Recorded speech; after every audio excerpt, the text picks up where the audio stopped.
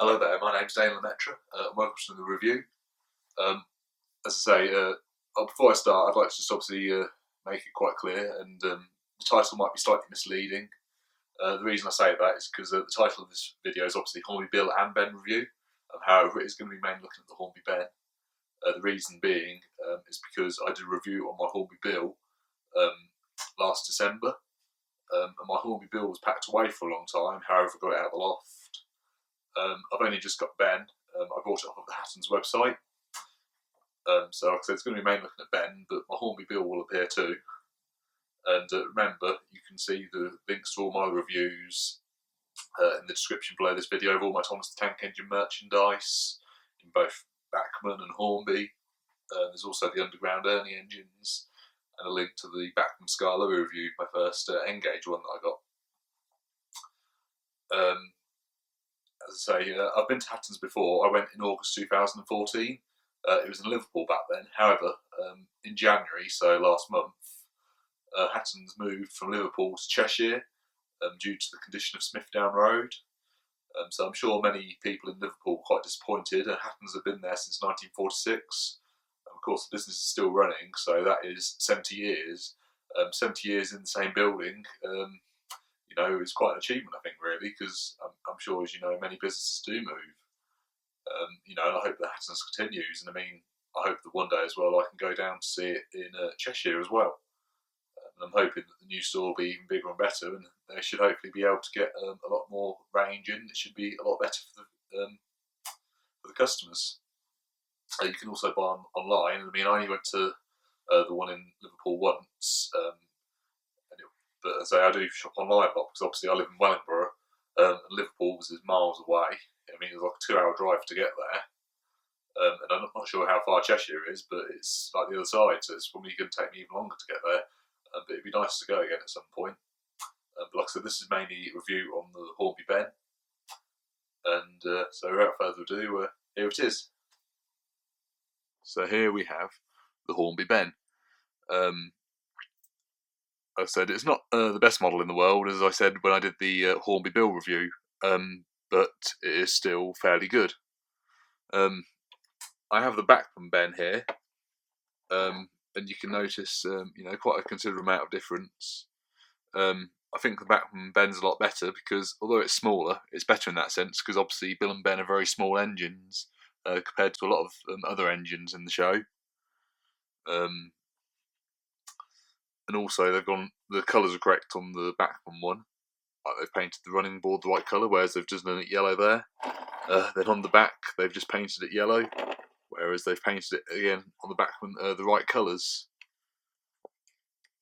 Probably, as you know, they came back to the CGI series fairly recently, and they now have red wheels.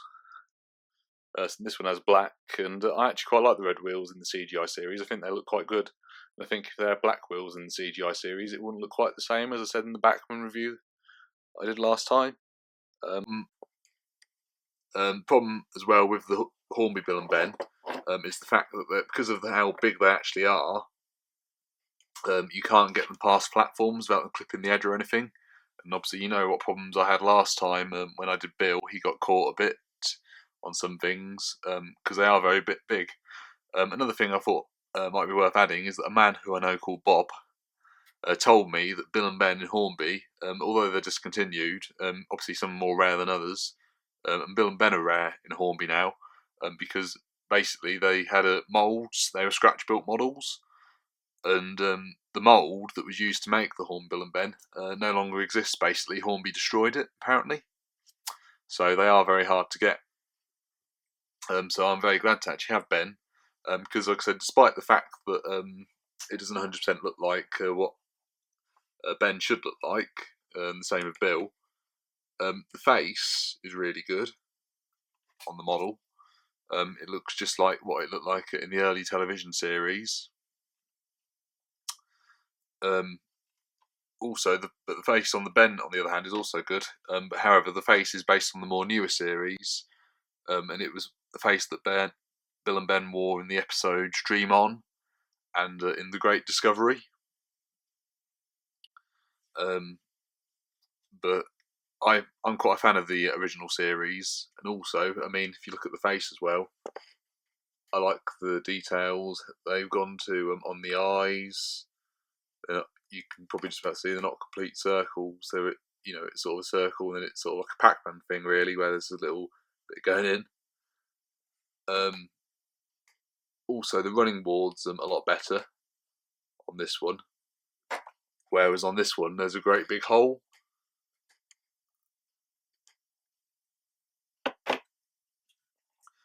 But like I said, the details on the Hornby Ben are better. Are overall quite, I think, ruined, is fair to say, by the fact that the model's just too big, unfortunately. Something else that's good as well is that the lettering on the Hornby Ben is a lot clearer to read than it is on the back one, I find. And I think the sheer problem is that you've got yellow on yellow, whereas if it was like some, I know, light green with dark green lettering, obviously it would be a lot more prominent, but because it's yellow on yellow, it doesn't show up that well.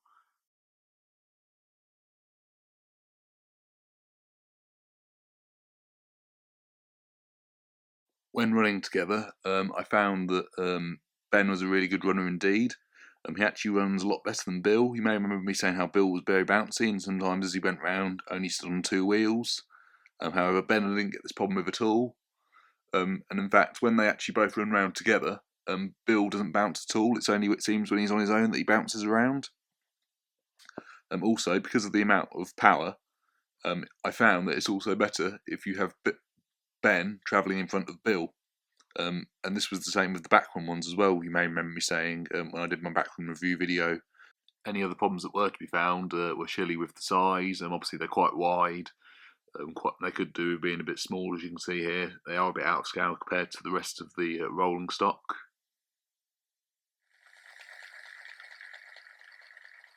We now move on to the packaging for the Hornby Ben. The packaging's really good. However, you may remember I got the cream utility wagon from Hattons, and Hattons stuck stickers around the sides. Again, you can see that review in the description below this video. There's links to all the videos that I've done. And the problem again was that Hattons have stuck stickers on the side of it, whereas, if I take them stickers off, it will rip them. And I don't mind a price tag being on there, but I don't think there was much need to stick things onto the original boxes, so it's a bit of a shame in that respect. Also, the plastic that's actually over the top that you can see through, you might just about be able to see it's got little holes. Looks like someone's been playing darts or something. But it's not the end of the world. It's still a fairly good box, and it shows a few of the other engines that you can buy on the back, including Bill and Ben themselves. Like I said, despite the fact that it doesn't 100% look like what Bill and Ben should look like, only because of the size really, and the fact they've got a few colours wrong, I think it's still got a bit of a charm about it. And, I think that overall it's a good model, and I recommend that if you haven't got it, you get it. And, certainly for collection purposes, it's good to have. I have Hornby, James and Toby packed away. My Hornby Bill was packed away for a long time. The only one I don't have now is the Flying Scotsman. And I would like to get that another time. However, that one is a really expensive model and very rare. But if I see it for a good price again, I wouldn't mind getting it. I mean, I never thought I'd get around to getting Ben. But it just goes to show that life's full of surprises and unexpected. So here are the Hornby Bill and Ben side by side. I'm sure you agree, they look more or less exactly the same. They've both got the same faces. You see here, as I said, I like that face. It certainly reminds me of the classic TV series. One thing I have noticed though, and if you look very carefully, you'll see Bill here is slightly darker than Ben. It's quite funny that, because I have Bill and Ben both in the wooden range as well. And again, Bill was darker than Ben. And also, Bill had the name written underneath and Ben didn't. So that was quite strange. When I did my review on the Hornby Bill, I gave him an 8.5 out of 10. I'm going to do the same for Ben as well. Obviously, I can't, there's not really anything different between them, so I think, as fair as fair, give them both the same score. Like I said, I do think, it's a nice model overall and something certainly worth getting. But if you are going to build a model railway, you would have to, take a lot into account when building these, when doing things like platforms and sheds and things like that. And some sheds these models don't even fit into because of just how big they actually are. I know I'm not the only person that's had the same problem. I know a few other people have had them. Also, my brother used to have the Hornby Ben. However, he took it apart and he used Ben to make an engine called Damien, which of course, as you know, is my name. You can see that video on my channel as well.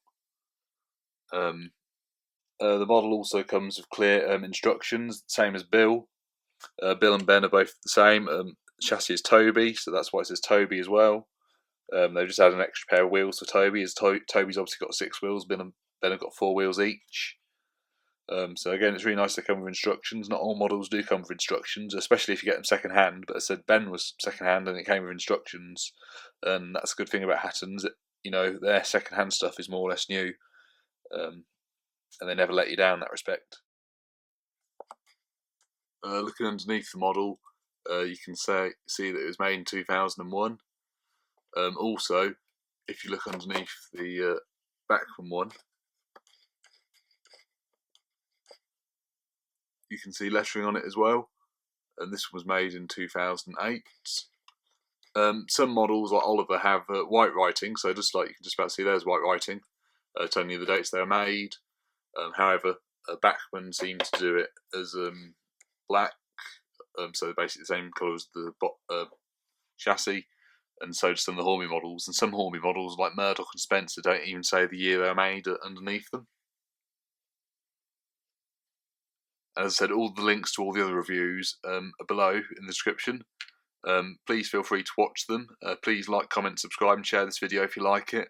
If you've got any questions you'd like to ask, please feel free to ask. Thank you very much for watching. Until next time, goodbye.